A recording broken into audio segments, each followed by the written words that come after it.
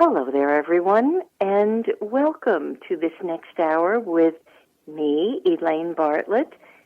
And you and I are about to hold hands and step right on into my lovely, transformative, healing purple portal. So today, I just want you to drop all your stuff, drop everything that's in your mind, drop what's on your shoulders, drop what you've been carrying in your heart, because it's a day for healing. It's a magical day. It's a magical day to return to wholeness. I am still in New Jersey, which is why nobody really got the memo today to tune in and listen. But I do know that many people up here seem to know to tune into the archives afterward on their way home from work or tomorrow morning. The reason it's really challenging up here to get those memos out, I am working so diligently to hold so many hands up here, to bring them into a consciousness, to return them to their natural state of wellness and wholeness. And some of the things that have been happening are, well, I don't know whether sometimes to jump up and down shouting and laughing and clapping my hands, or to actually break down and sob in great humility and gratitude that things can happen. So that's why I'm devoting this show to basically a whole transformation for each of you who is listening. I'm going to give you an example of two things that have happened in this past week that it's like you can't make this stuff up.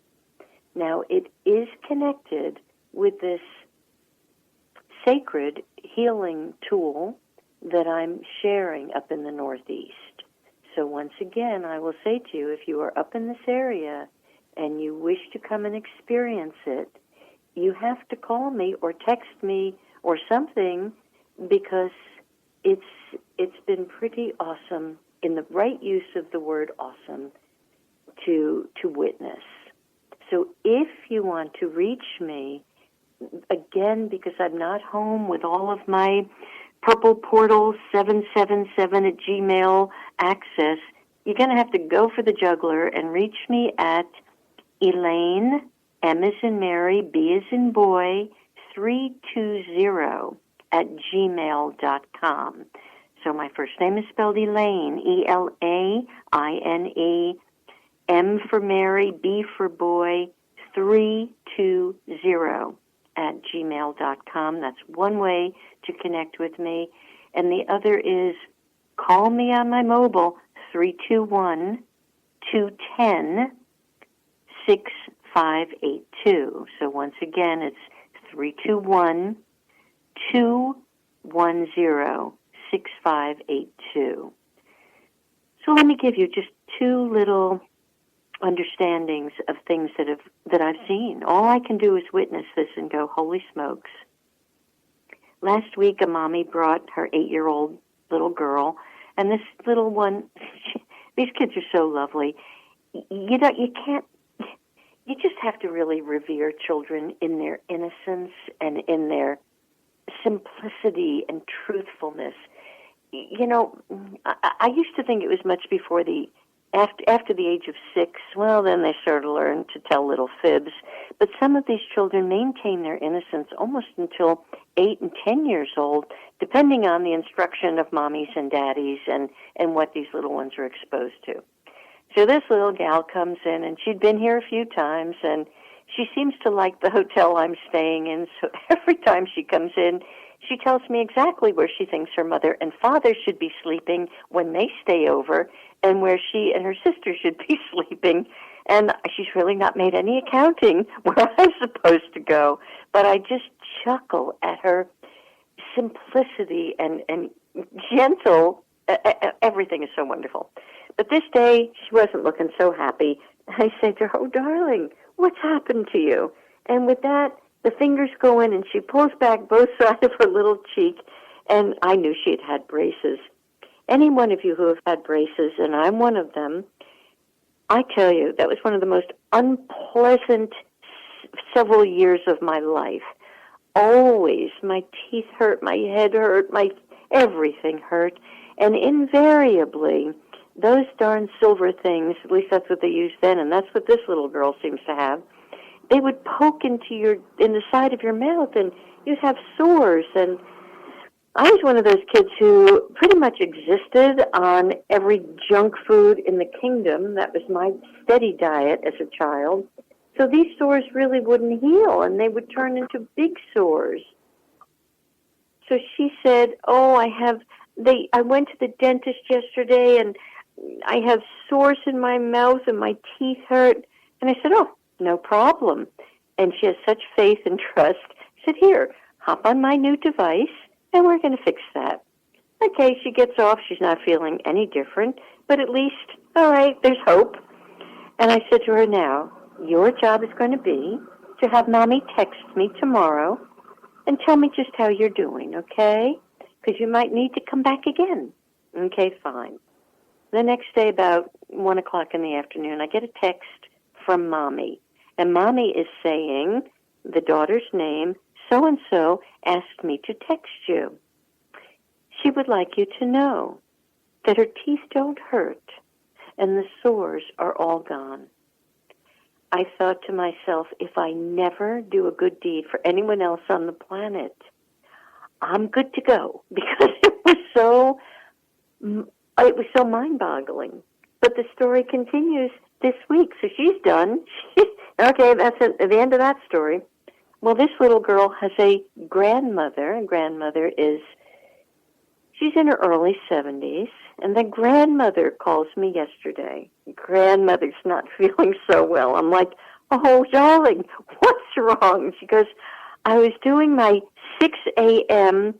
morning gentle stretching exercises that she does with some 6 o'clock television guru.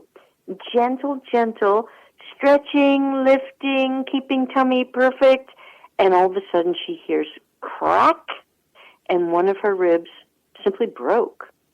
Now, she's like, I don't know that you could do anything." I'm like, "Oh, of course I can. I'll be over shortly." A couple of hours later, when I got there, I used the same wonderful tool that I've been using up here, and I just applied one of the pieces of it right onto her rib. You don't feel a thing. There's nothing happening except oxygen. Oxygen is what's happening. So oxygen is gently being moved around so that the body can heal. Now, this is all rather new to me. So I've never healed a broken bone. What do I know? It takes 6 to 8 weeks, and I do know from friends who've had broken ribs, it is painful, uncomfortable, and downright miserable. And she was miserable. So I've got this thing on her, and she's resting on the mat, and then I take the one sort of spot application off it, and I put another different one on it, and afterward she kind of talked about some things and had a very good cry, and I'm thinking, oh man, she might have undone everything I just did, but I'm like, whatever, I gave it my best shot. So I left. 10 o'clock this morning, she phones in. "Elaine, I had to tell you this.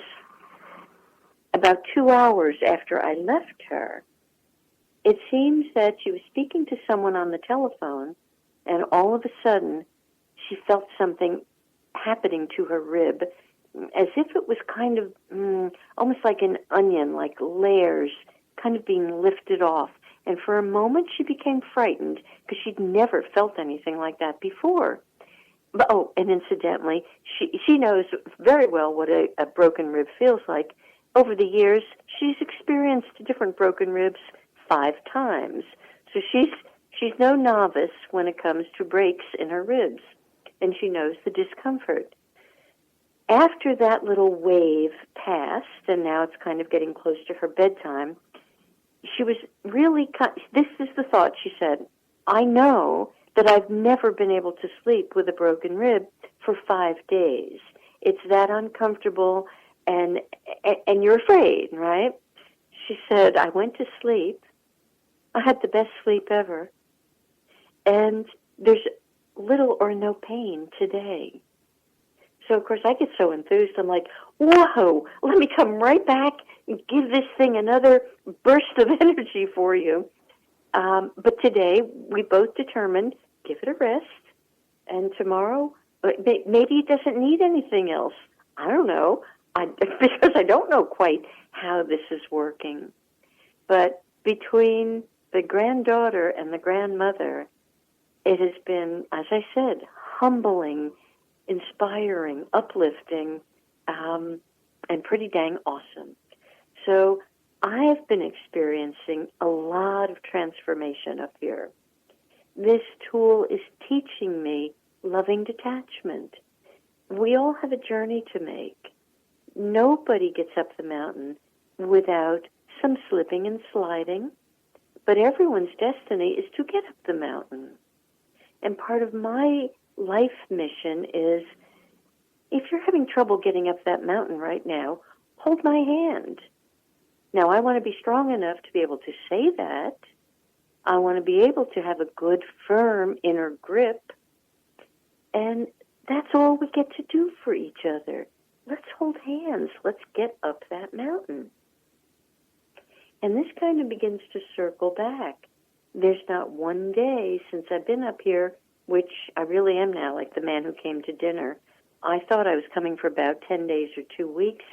I think now I'm approaching week 7, and the end is probably somewhere in sight, still another easily 10 days out or thereabouts, because I'm seeing what's happening here and the importance of staying put.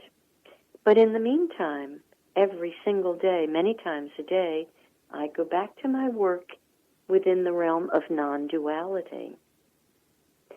So the sentence I'm looking at right this minute, and this applies to you as well as it applies to me. Who I really am, which means who you really am, is omnipotent, omnipresent, and omnipotent. Now, why would that be? That would be because you are the essence. You are that. You are all of that. You are completely the essence of whatever you want to call it, source energy, light, and it's just a flow of energy. So it's very interesting. Non-duality works with the flow of energy, as does this remarkable tool. It's a flow of energy. So it's kind of like I'm getting both sides of me laced with the grace of a larger flow of energy. And all we have to do is relax into that emptiness, because that's what it is. It's the black void.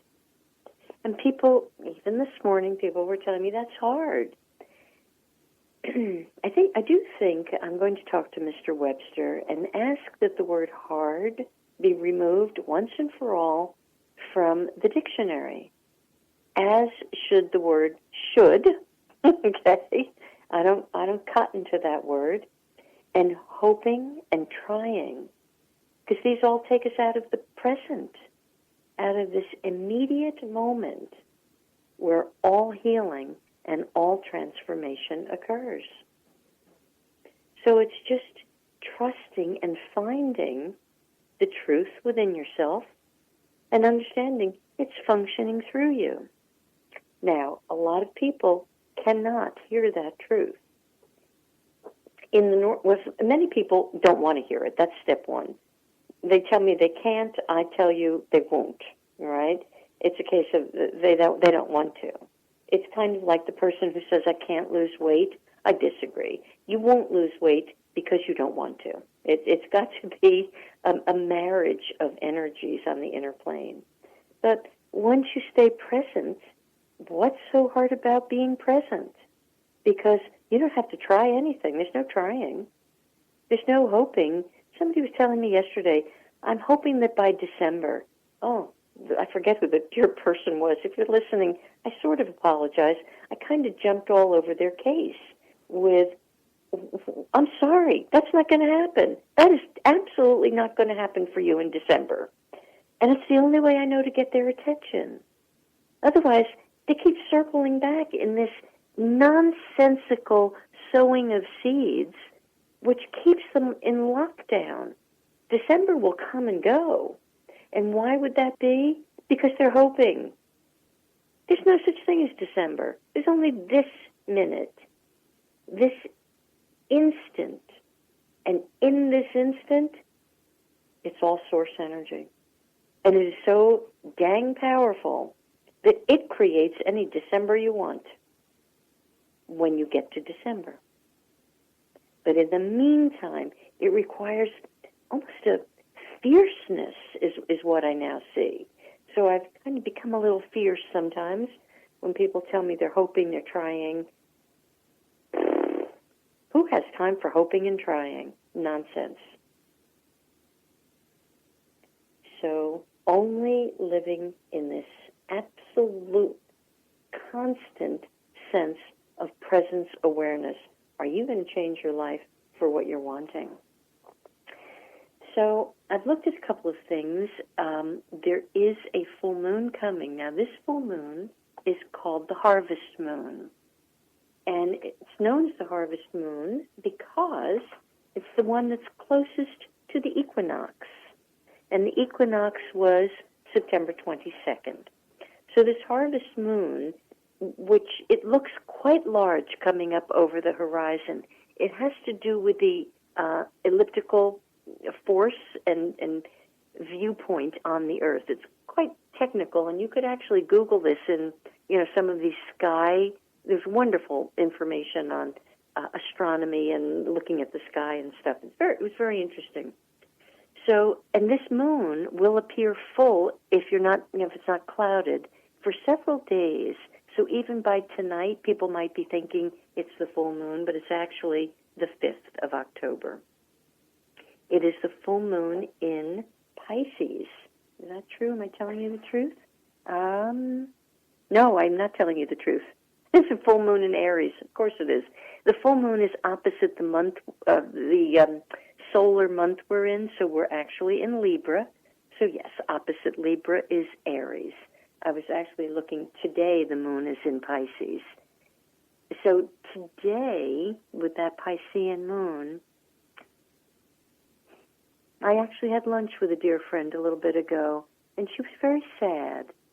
And rightfully so. Someone had been brutally, verbally mean to her for no reason.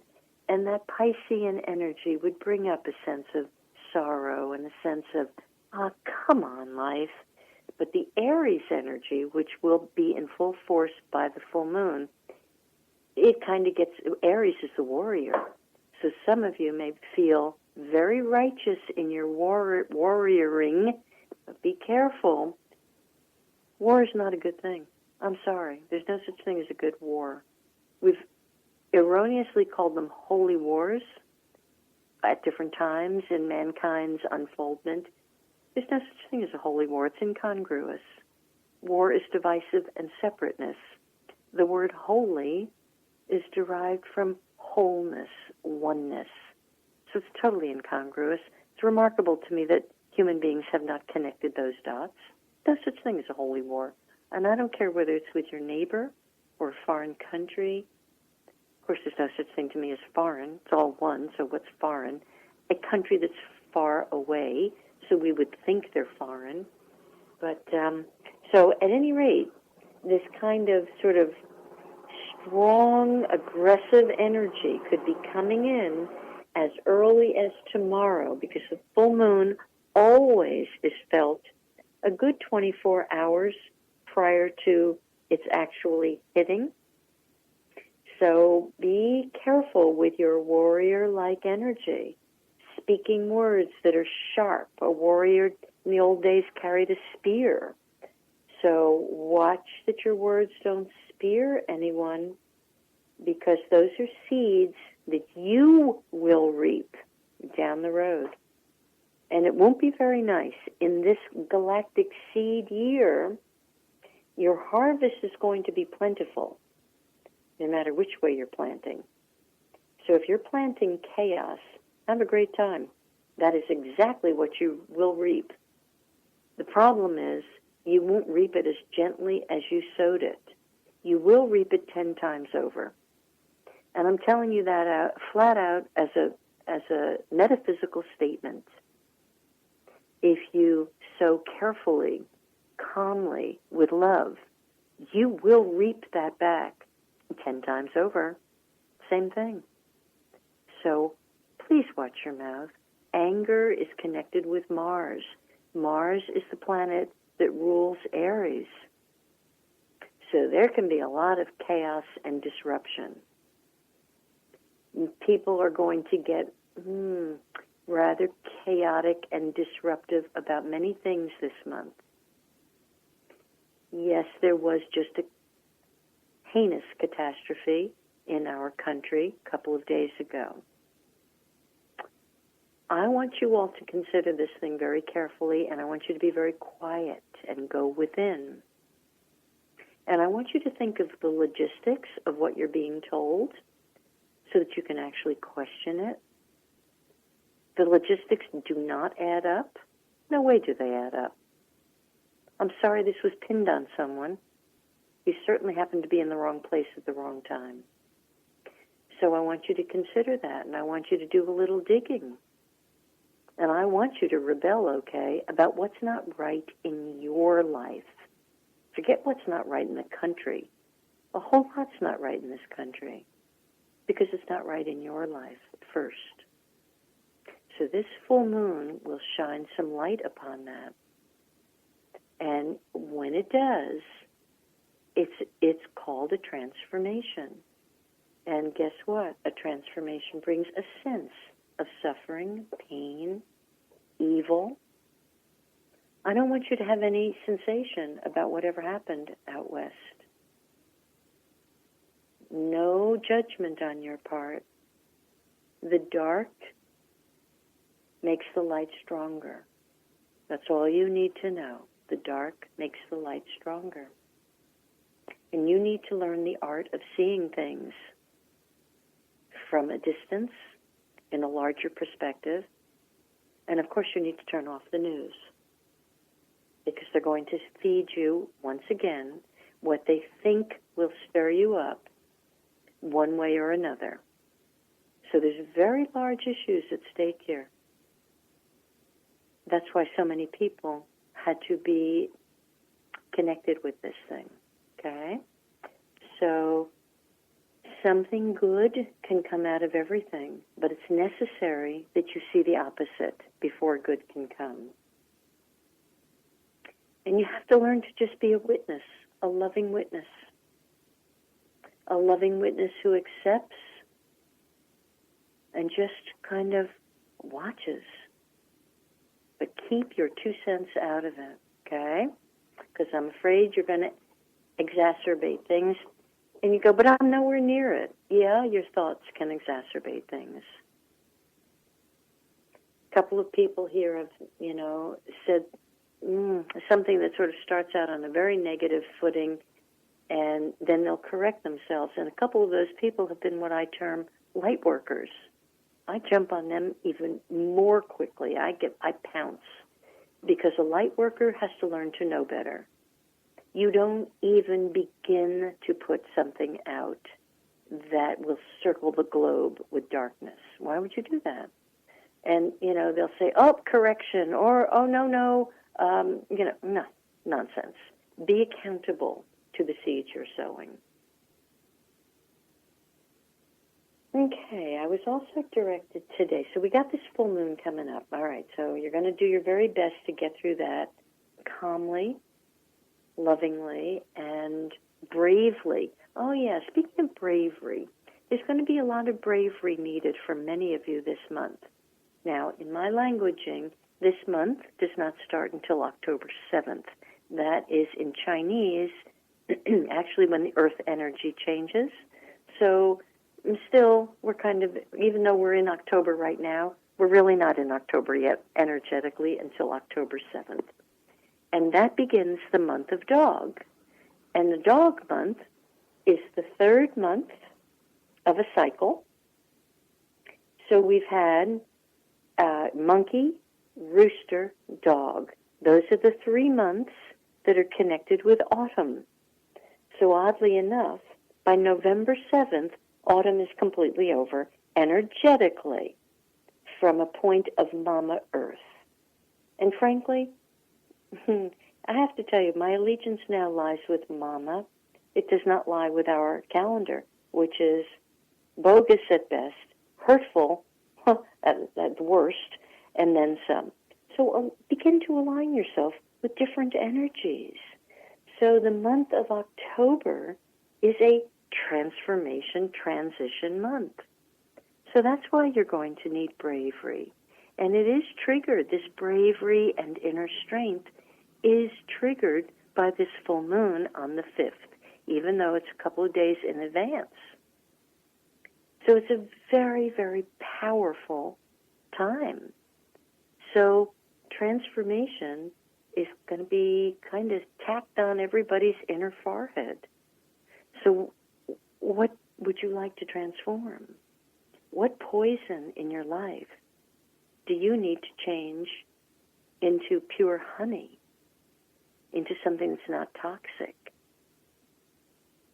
There's been a couple of cases up here, and certainly I see them wherever I travel, where people tell me, I can't forgive.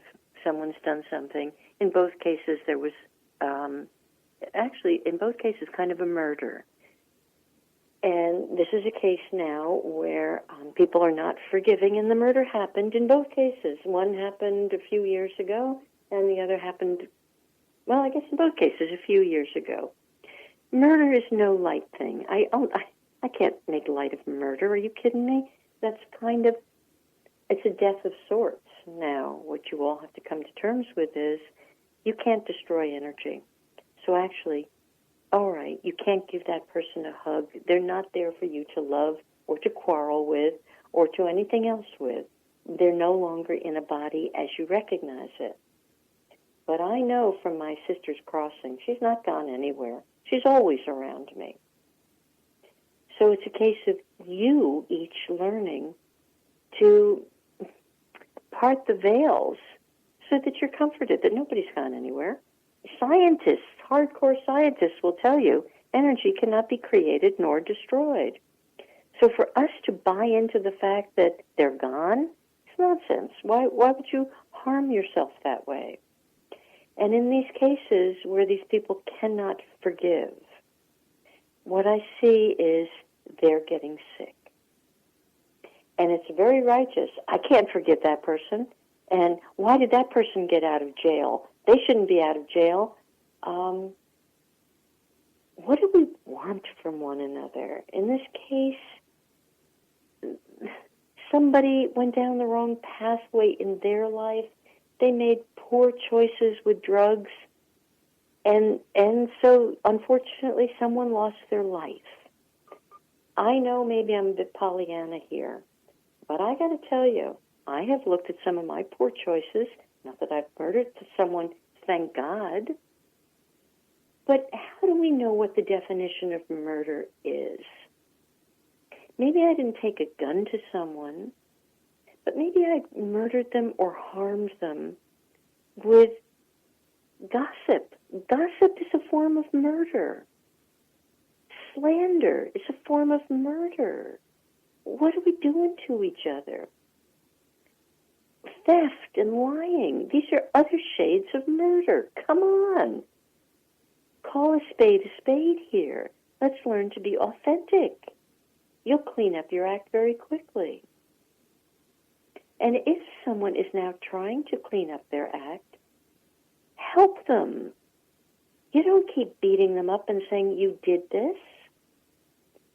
I'm sure everyone is listening to this, myself included. I can look back on some really dumb stuff I did and think, I wish I didn't do it that way. And we have no idea of the fallout of a bad choice, a bad decision, how many people that may have harmed. We're not shown that. And that's a great gift. That's a grace that we don't have to look at that every day. Or somebody who's been in jail, he's had to look at that every day. He'll never forget what happened. And he's making restitution the best way he knows how. What do we want? To kill the guy? What's that going to do? So I'm kind of at a loss when I look at things like that. Like, please, where is that sense of understanding that, geez, this is a challenging planet, but it's a planet of healing. And so it's called mercy and compassion for one another. You show me the person who's never had a thought that, oh, God, I wish you were dead. I mean, we even say that, right? You say it about your spouse. Geez, God, I wish you were dead. You know, like, we say it in jest. But really, what damage did that do? So this is a cycle of endings. The leaves are falling off the trees. Come on. It's a death of sorts. Why don't you finally be accountable for your own dying cycle, which happens every year in the month of October, and die properly? Look at your stuff and let it go. You have to be silent to do that, and nobody can tell you what to do with that. You know what you've done. You know what your thinking is. A heck of a lot of people have had really crummy thoughts. And how do I know that? Because our world is so sad right now. So every dark thought that you and I have had, it circles the globe instantly. And it adds a film of gray and grayish and brown and, dark, depressing colors. You and I did that. Mama's beautiful. She just can't breathe anymore because of our thoughts and our holding a grudge and wanting revenge. I did remind the person who came today, she was only a messenger, but she delivered the message about this woman who is stuck in revenge, and it's making her sick. It stopped her in her tracks. But damn it, I want revenge. Well, and I did have to question her because I had a sense about this. I said, gee, did you grow up under any of the major religions? I'm not really, I've studied all religions. I embrace them all, and I have let them all go. They're all lovely, but I want more. So that's why I embrace non-duality. Non-duality is only for the 1% of the population that actually wants it all. I want it all. So I've gone there. So they're all lovely. But I had a feeling I understood where this gal was coming from. And again, because I studied them all, embraced them all, released them all, they're all the same to me. I have no favorites, and I don't cast anybody out. I don't care. They're all fine. But I did have a sense that perhaps this woman had grown up under Catholicism and was probably a very devout, practicing Catholic that would feel she's sinning if she'd have a mortal sin if she didn't go to church on Sunday, which, of course, gets me going. So here's what happened. I said, seems to me when I studied that great religion, and I was extraordinarily devout in that religion as a young woman, extraordinarily.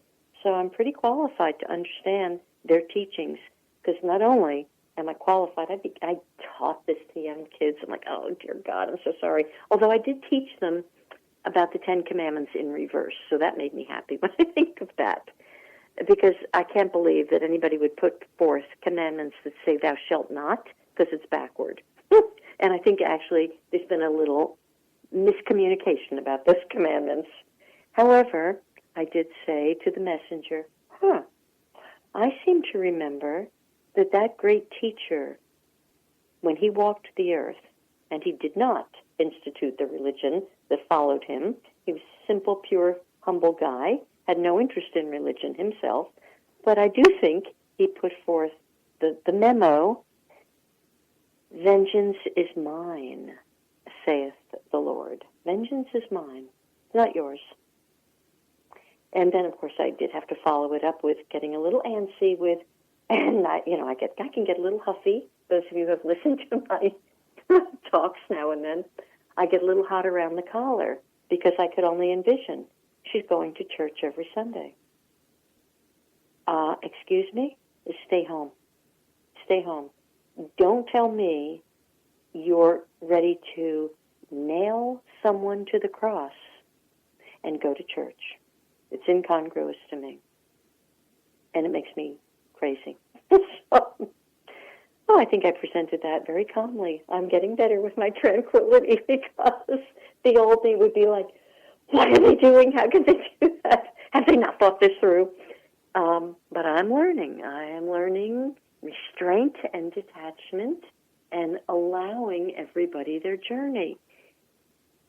The problem is I'm an empath, and I see the damage it's wrecking in this woman's life and in someone else connected to that woman.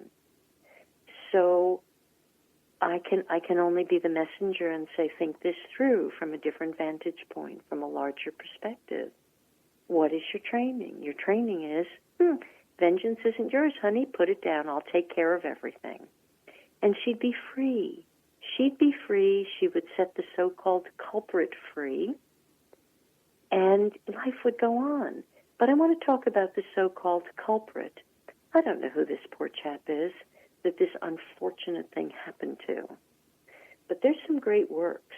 Number one, he had a soul contract to do what he did, or it would never have happened.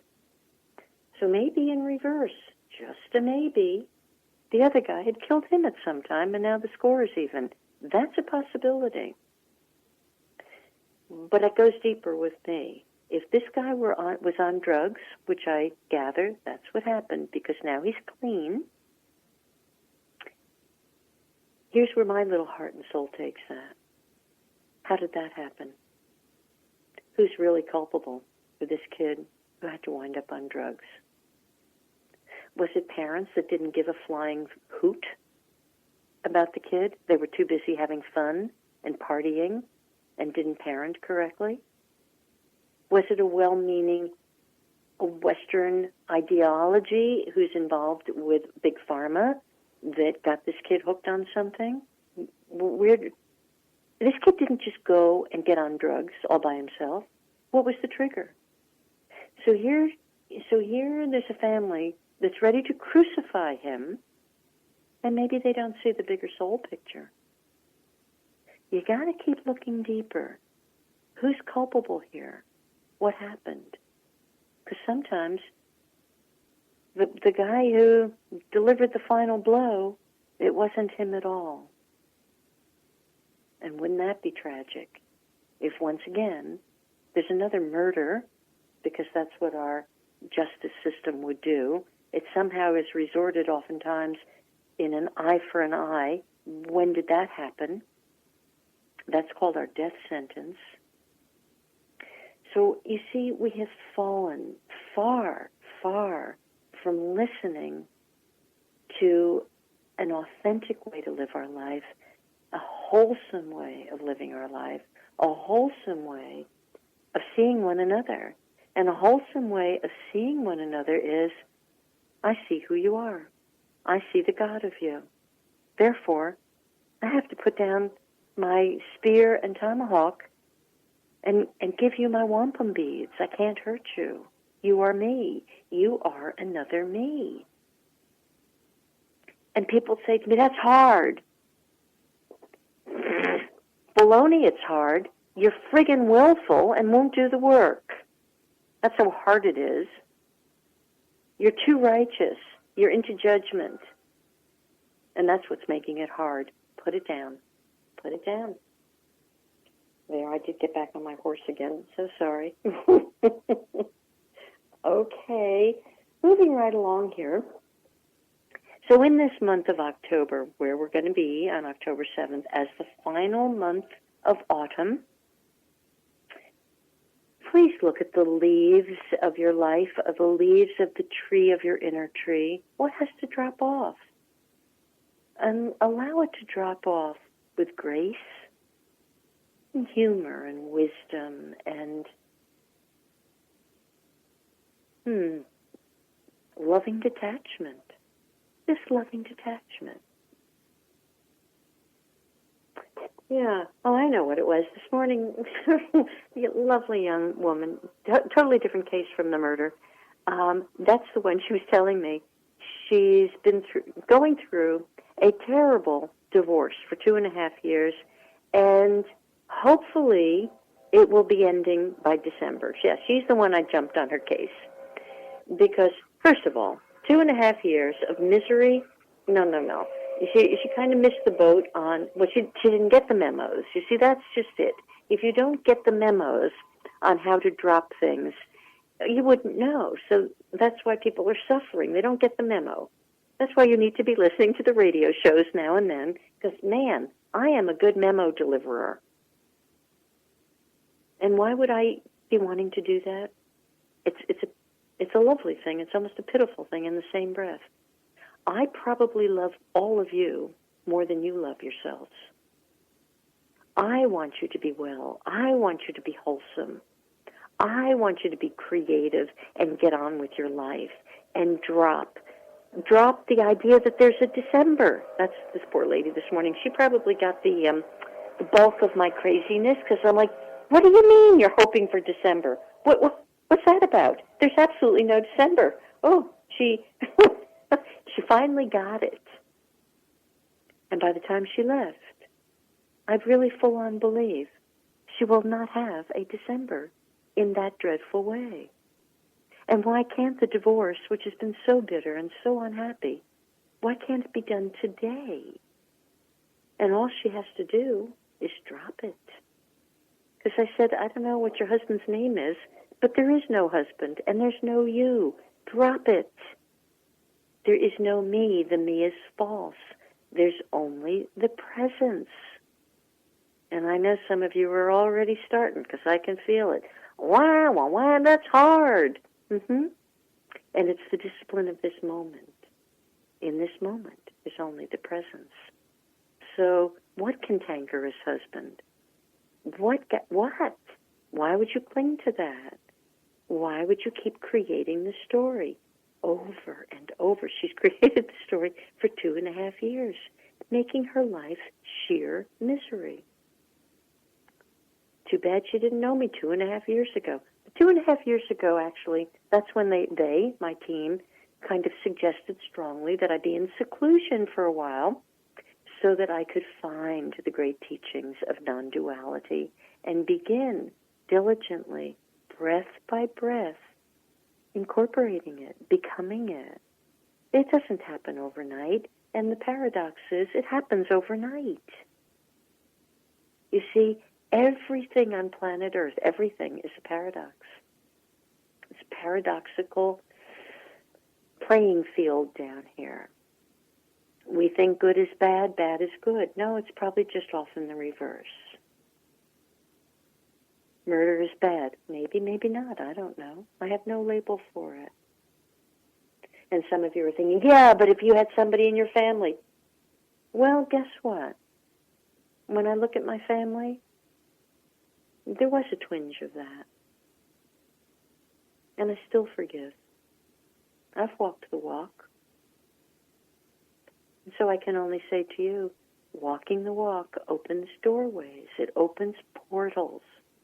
And that's why you're listening to the purple portal, because the purple is a doorway into the 84,000 petaled violet lotus that is right on top of you, undulating at all times, undulating, inviting you to sit in it, to become it, to be one with it. And this is what the great mystics of all time speak of. They can see it. They can experience it full on. And then, of course, they send the memo to someone like myself who can at least articulate it. And practice in my imagination, sitting in it, being it. What's wrong with that? Sometimes that's how I'll fall asleep at night. Let me climb into that. Because then certainly you drop everything. But I want to know, what are these 84,000 doorways? I mean, that's really interesting to me. Down here, holy mackerel, we're afraid to open one doorway that might be a new doorway. Maybe it'll be scary. Maybe it'll be difficult. Maybe. Open another doorway then. If you have 84,000 of them in your energy field, open the door. This month, as we're stepping into it, I'm telling you, I'm shown right now, they're giving me a nod, all my team. They're saying, oh yeah, tell them we're opening doors for everyone who's listening right now. And it's already begun because of the energy of the full moon. Man, how loved are we? And they're so delighted that I brought this up. I actually had no intention of bringing up this 84,000 passageway of doorways. So obviously, they're bringing it up for you. And I'm just a hollow vessel.